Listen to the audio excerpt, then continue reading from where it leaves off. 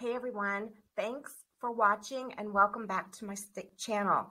Today I'm going to be talking about, is it still a good time to be a landlord?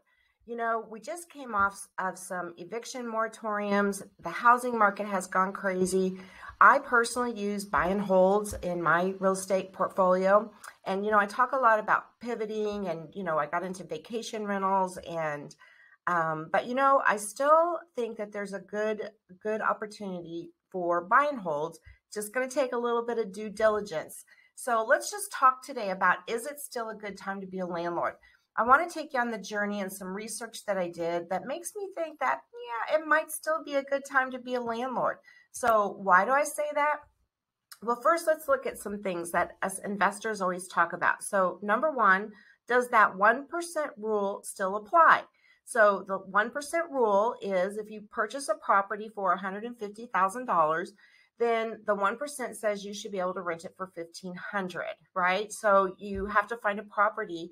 Now, I would say right now that would be very difficult to find a property for $150,000 in the DFW area, but I was very encouraged by what I did find because of the rent increases that have been happening. So just to give you a little background, what I did is I looked at the last 90 days here in the Dallas-Fort Worth area, and there were over 1,000 properties that have leased for an average rental rate of $1,975 a month. So the average lease property that I look at and that I buy is a 3-bedroom, 2-bath, 2-car garage with a square footage of somewhere between 15 and 1,900 and built 1978 and newer. That's just my own personal opinion or what I like to purchase. And no pool. I don't like pools. So what I saw that was that average $1,975 and the average days on market was 20. And we're going to be looking at some of the actual numbers that I pulled off of the MLS, the multiple listing service. And you can see that some of them even went, in one day. So, but that seems to be the average for the last 90 days. Now, the average lease property, as I said, is a 3-bedroom, 2-bath. That's what I'm looking at, what this journey is about. I find that those properties are really easy. And for long-term rentals, they work great. Usually they are in appreciating areas, and almost everybody can rent a 3-bedroom, 2-bath with no problem. So again, just average days on market was 20. And then we're going to look at, okay, here's the numbers. Now I'm going to have to put my glasses on here because I hope that you can see this a little bit better. So what I looked at is, you can see here on the median prices, I looked at 3 bedrooms, 2-bath. That one looked like it had 1, 2-car garage built prior to or after 1978. Here's the square footage. And this gives you, this is what the property was listed for. Now, this is very interesting, this 900, and this is what it actually leased for. So, we don't know exactly what was going on with that property. So that's just a minimum, and that really wouldn't be calculated in what, but I just wanted to show you kind of the range, because you can see that there was even a 2,000, there was one that was leased or listed for 2,800 a month, and it actually leased for 2,750. And then this will show you the list price and then the sold price. So this is where I'm getting that 1,978. That's the average lease amount, and then the median rental. So that's just in the DFW area. And I didn't do like specific neighborhoods. I just did a big old search. Of course, you're going to find some more higher end and more lower end. So that's why I left the criteria at the 3-bedroom, 2-bath. Now, compare that to properties for sale. So remember, I'm kind of looking to see, does the 1% rule apply here? Can we find properties that we can purchase and rent for $1,970? So that means we've got to find properties that are under the $200,000 range, right? And 3-bedroom, 2-bath. So let's take a look at that. Now, in order to compare, I did have to put in a price point of, I didn't want anything over $250,000, because obviously if I'm looking for the average I'm trying to apply the 1% rule, I have to be looking at properties under 200,000. So it makes no sense to look at price houses at 400,000. Maybe you can rent them for 4,000, but I personally don't do those high end, just too many maintenance costs for me. So what I looked at though was in that same time period of the 90 days, there were 440 properties that were sold. And I used that same criteria, the 3-bedroom, 2-bath, 2-car garage, to look at the sales numbers. Now, when you're looking for properties like this, what we are saying is like the 200,000, and maybe you can rent it for 1,800. So margins are very tight, and so prudent landlords want to make sure they're managing their properties with great screening criteria, well-written lease agreements, and the ability to communicate with the tenant, because you have a little bit of margin there. I mean, after you finance the property, and even if you pay cash for it, there's even though we're talking about the 1% rule, it is very important to remember that there will be vacancies, there will be some downtime, turnover, and that kind of thing. So until you've owned the property for a year or two, because I'm assuming you're going to buy it in an appreciating area, you're just going to kind of break even there at that first year. So it is still a good time to be a landlord, but the key is to buying that property right. So let's look at an example that I found of what I'm talking about and how the numbers kind of all shake out. Now, here's what I kind of want to show you. Now, I did find a property in the Dallas-Fort Worth area that could rent for $1,975. That was for sale. And remember, I'm only talking about properties that are on the MLS. If you're like me and you market off properties, you can still apply these formulas. So by purchasing the property, so the property value $175. So this shows you like over the course of time, and this actually went to, I believe, like 20 years. If you're buying in an appreciating area, which I kind of go over in another video, here's the equity, because you're going to have a down payment. This is your loan balance, your cash flow, and this is if you're renting it at $1,975. So a lot of you like to look at the cap rate and the return of investment. So this one would actually be a pretty good purchase for the return on the investment. But again, the key is you've got to know not only how to read the numbers, but how to interpret them, and also how to apply them for the market that you're in. Because remember, I'm looking at the whole Dallas-Fort Worth area. So Fort Worth actually has a few houses, or they have an area of houses that are not as high as, let's say, in Dallas. So, or maybe in Plano or McKinney. So, I'm not saying you can go out and buy a house in Plano, Texas, for, under 200,000. That would be a challenge. Or if you do, it's going to need a lot of work. So you just kind of have to know your numbers and how to analyze, would it make a good buy and hold? Now, one of the things I really like to talk to investors about is, there's advantages to owning rental property that you see on the back end, like when you get your taxes done. So there's a whole lot of deductions that you can take. Now, I do want to qualify this. I'm not a CPA or an accountant or an attorney or anything like that. I just know that I've been able to deduct expenses off of my rental properties. So what that does is, so maybe my cash flow is only a couple $100 a month, but in the back end, it's actually more because I'm taking deductions to offset the income from the property, if that makes sense. It's always worked for me. And like I said, I'm not a CPA, but you have to have a really good CPA, but that can cut your what you're paying in taxes. So now I'm not talking about property taxes, I'm talking about income taxes. So now here's some of the things that you can deduct. Mostly the interest is going to be your biggest expense for a landlord. This is the interest, you get the mortgage, you get the principal, the interest. You're also going to be able to deduct your property taxes, because yes, we have huge property taxes here in some of the counties in Texas. Of course, your insurance. You get depreciation. There's different ways that accountants do that. I believe I'm on the 27-year depreciation plan, whatever that means. Of course, repairs, travel. So if you are self-managing your property and you travel to collect your rent or go check on the property or even, meet a vendor, you can actually deduct those mileage. And of course, if you're working from home or you have maybe you have a business office, but if specifically this is about home, I have a home office, so I'm able to deduct right off of my mortgage, my personal mortgage for that. And of course, if you have employees and contractors, you can deduct for that. So again, you'd always want to check with your accountant to make sure what you can deduct.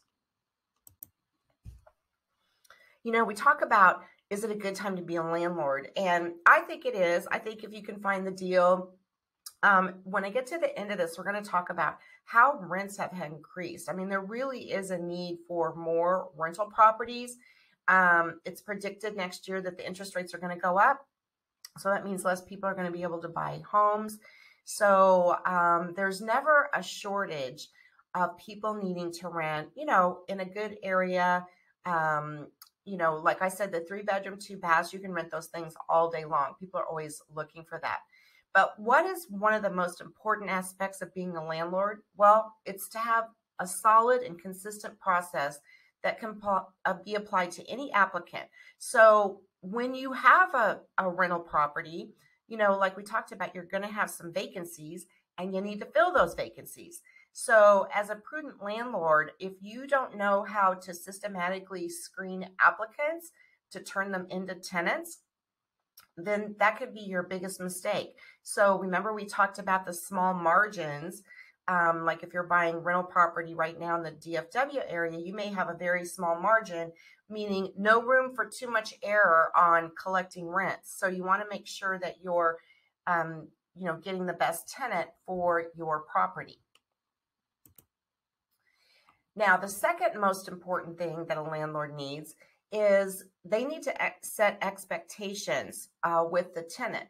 They need to have a well-written lease agreement. This is so important. They need to conduct a tenant orientation, which I'm going to talk about here in a minute, and document the condition of the property prior to move-in.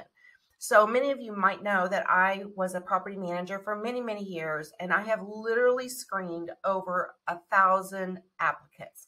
So one of the things that I talk about nonstop ad nauseum is making sure that, one, you're being consistent in your screening process, and number two, you know what type of information to collect from the applicant to do the right kind of background check, to make sure that they have a good rental history, to make sure that you get the best tenant and qualify them by doing your due diligence on your tenant. For you seasoned real estate investors there, this might seem kind of like, why is she talking about that? But, all my years as a property manager, I was just amazed sometimes at people's lack of knowledge as far as where to pay the rent. I mean, that's the most basic thing about, renting to someone is not only where they pay the rent, how much the rent is, what forms of payment. And this is why I talk about a tenant orientation. During the application process, when people are applying for your property, you're collecting the information about them, you're running the background check, you're qualifying them, right? So from start to finish, there may be some things that get miscommunicated. The tenant doesn't understand.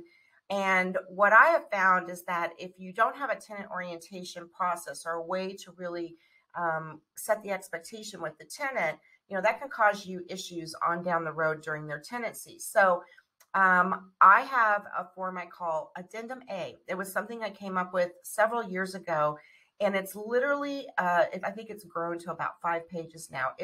I call it the Addendum A, and it's literally an attachment to my lease agreement. And it spells out in very plain language what the tenant is responsible for, what the landlord's responsible for, and it covers the basic things like where to pay rent, when the rent is due, and how much it's due. How to request repairs. I have learned that this can drive people crazy in terms of the time it takes to remediate a repair. So let's just take your basic, the toilet is leaking or the toilet is running repair, very common. So the way I set up my repair requests with my tenants is they always have to be in writing. They can call me, but I don't send anybody out till I get an email from them. Now, if it's an emergency, of course, I'm going to take care of it, but I always have them follow up with an email. Now, I have a set of vendors that I have, already vetted that I use, and I simply, this is a little tip for you. What I do is when the tenant emails me about whatever the issue is, because I'm not a plumber, I'm not a handyman, I then respond back to the tenant and copy my preferred vendor and say, please contact Jane's Plumbing House so that, Jane can get out there and fix the plumbing repair or whatever it is. Now, one of the things I have written in the lease and that's covered in my addendum A is that if there's any plumbing stoppages due to a tenant, which I don't know that until after the plumber comes out, then the tenant's going to be responsible for that plumbing bill. So there's all kinds of ways to handle repair requests, but you got to spell it out with the tenant ahead of time. And really what constitutes a repair versus a tenant responsibility, like I was just talking about. I also go over when and how to give notice. Now, what I always say to the tenant is, look, we're starting your, lease today. You're getting ready to move in. They're all excited, but there will come a time when either I'm going to terminate the lease or they're going to terminate because they're going to move out. And so we go over what that process is. Now, granted, they might not remember that, 12, 18, 24 months down the road. However, you can always go back and say, remember when we had your tenant orientation and I talked about that? Oh, okay. And this is really helpful. I'll tell you, here in Texas, when it gets hot out and the AC goes out, that's not considered an emergency. I mean, there's certain things like if the temperature is, over 100 degrees and you have babies or health requirements, yes, it's an emergency. But for the most part, AC repairs are not considered emergency. I mean, when it's hot, I think it's an emergency because I want my AC fixed, right? But when I go through the tenant orientation, that's part of addendum A, and I remind the tenant, well, hey, I know we said that, and at least it's a point of reference that, oh yeah, you did talk to me about that. Okay. There's always a lot of questions about the common upkeep of the property, changing out the smoke detector batteries, light bulbs, and AC filters. So if you don't have a process, if you're self-managing, maybe that's something that you want to incorporate in your lease agreement about who's going to be responsible, when it's going to be checked, and so on and so forth. Now, here's something, we don't really think about this, but the reason I created the addendum A, it's like the number one tool in my tool belt. That's why I have a lady with the tools here, is that addendum A. Because when tenants lack a clear understanding of where, how, and whom to pay rent to, that can really affect your bottom line. Well, number one, you need to be collecting the rent. Number two, you just don't want that headache of having to send them a 3-day notice or reminding them that the rent's due. You have to make it very clear, and all of this is in writing. The landlord's profitability is going to be on shaky ground if you don't set expectations up front.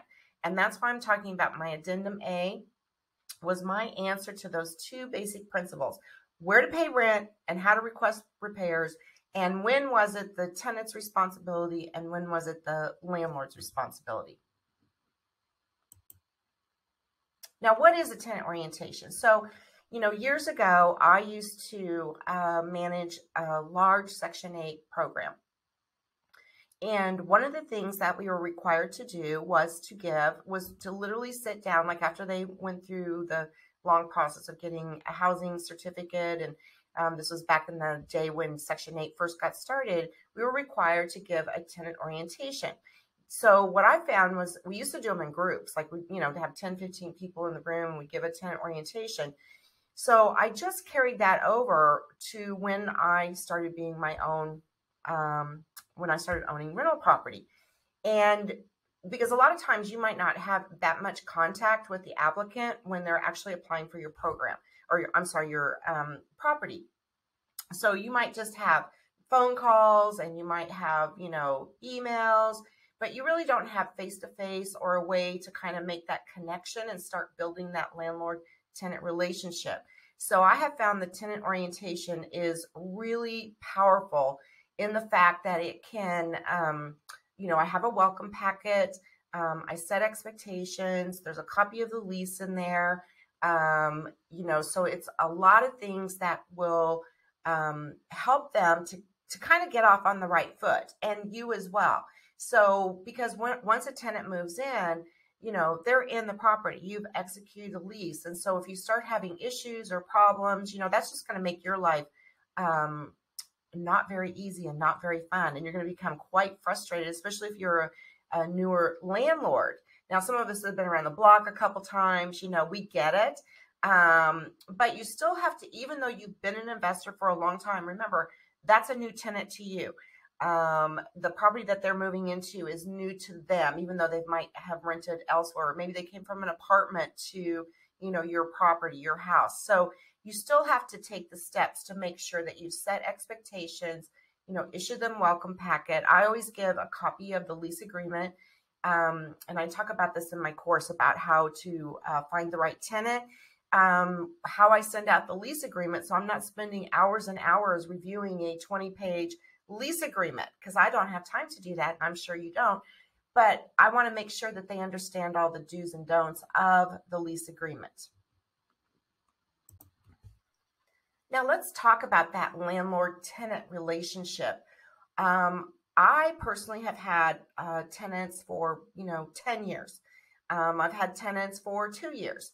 If someone's in your property for, 12 months or longer, you're going to have some kind of relationship with them. And you as the landlord need to set what that relationship's going to look like. I'm sure if you've been around the block a couple times or you've had some tenants that, maybe weren't your favorite people. They were very difficult to work with. And I've had my share of those over the years. But what you always do is you remain professional, be courteous, be respectful. And if you set boundaries up front and put everything in writing, which is the lease agreement, the addendum A, the pet addendum, just all the do's and don'ts, it will eliminate a lot of aggravation. So, because the tenant is entering into a contract with you, and you as the landlord need to make sure that your contract, your lease agreement, has all the rules, basically all the rules of, living in the property. If there's an HOA, there's amenities and that kind of thing, you need to spell that out in your agreement so that they understand if they use the pool, if that's something that they are allowed to use the amenities, there's a pool, and they lose the pool key, that they're going to pay the replacement. I mean, a lot of times it's $100.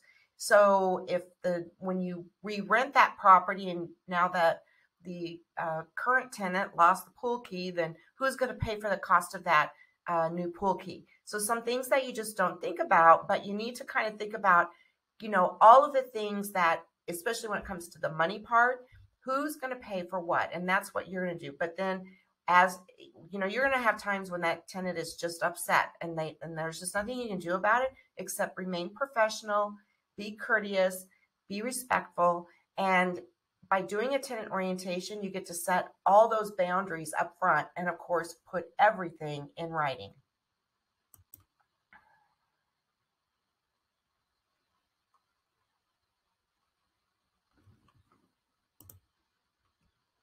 So what do you think? Is it a good time to be a landlord? I think so. Let's kind of recap. Yes, but you have to implement a strong and consistent screening process, do your due diligence when purchasing a property, and have a system in place to set expectations with your tenants. So that's on you as the real estate investor. Can the 1% rule still apply? Yes, in any market. But the key is, remember we talked about this, knowing how to analyze the rental market for your area or any area that you're looking to invest in, and where are the numbers coming from? Because that's really, really important. Where are the numbers coming from? So if you are a realtor or you have a realtor, make sure they run really good comps for you. And then, I know that there's some other sites that you can also use, but you just want to make sure that you're understanding the numbers. Now, one mistake I see newer landlords make is that they purchase a property, and let's say their mortgage payment is $1,800, including their property taxes and insurance, but the rent in the area is only $1,500. So you've got to know your numbers before you actually purchase a property if you're going to do it for buy and hold. Now, the property that you're looking at, maybe it'll be another, another great strategy, like it'll be an Airbnb. So yay, go for it and you can get more money, right? So now, can you make money with a buy and hold in this market? I say yes. You have to factor in cash flow, appreciation, and the allowable tax deduction. So remember, everything in real estate investing is based on numbers, analysis, and due diligence. You've got to do the homework so that you don't, real estate is a risky business. So you want to make sure that you do your due diligence and you're working with someone that can kind of guide you and say, yes, this is a good investment. If you're unsure, a lot of times lenders will be a great source because if the property, if you're using a hard money lender or private money lender, they usually do their own numbers, if you will. And so they're kind of a second set of eyes. Not always, depending on the appraisal, could be high, low, there's a lot of craziness with appraisals right now, but you can make money with a buy and hold. It's maybe not as fast as with a flip, which is really hard to do right now, but it's a good strategy to have buy and holds in your portfolio to supplement your financial goals. So do you need some more proof? So I looked at, so when I was this whole topic came up because I was reading an article about, and this actually came from rent.com, about the average, there's an average of 35% of the U.S. population rent houses, not apartments, houses. And the average rental is 2017. So think about that. Think about the market that you're in. Could you purchase a property for under $200,000? Maybe. You'll notice that it kind of shows the 1, 2, and 3. So the 3-bedroom here, right there, a 1-bedroom, studio. So again, it does depend on exactly where the property is. So I'm not saying this is, across the board, but what I am saying is that rents have increasingly gone up over the last few years. They're projected to continue to increase. The only thing that kind of affects rental is when the housing market, when the interest rates are really low and there's inventory of houses to purchase, right? But right now we see that there's not very much inventory for purchasing homes. And if interest rates go up, then that means less people are going to be buying a home. So they're still going to need a place to rent. And people want to rent, places where their kids can go to school, where there's amenities. Think about where you would want to rent a property. So there's all kinds of advantages to providing rental income. I want to thank you for watching me today. And I've got the full article in the description below. I went way more into depth about this, the rental and analyzing it, and you'll be able to see the numbers. So click in the comments or description down below. And if you found this beneficial, give me a like, give me a thumbs up. Be kind with your comments. And I hope you all have a great day and happy investing.